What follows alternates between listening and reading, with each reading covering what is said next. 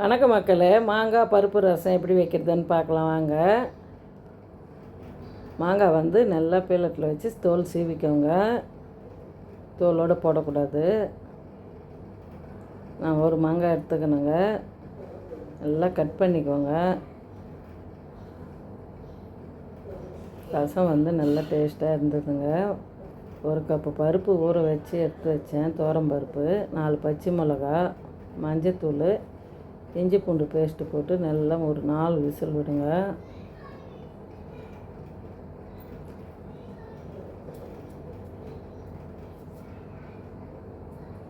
நாலு விசில் விட்டுட்டு பருப்பு வந்து நல்லா மசிச்சுக்கோங்க. அதை மசிச்சுட்டு இந்த சைடு சட்டி வச்சுக்கோங்க.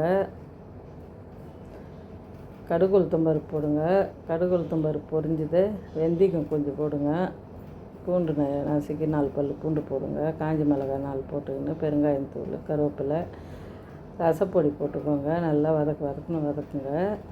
இந்த பருப்பு மாங்காயை ஊற்றிடுங்க. தேவையான அளவு தண்ணி ஊற்றிக்கோங்க.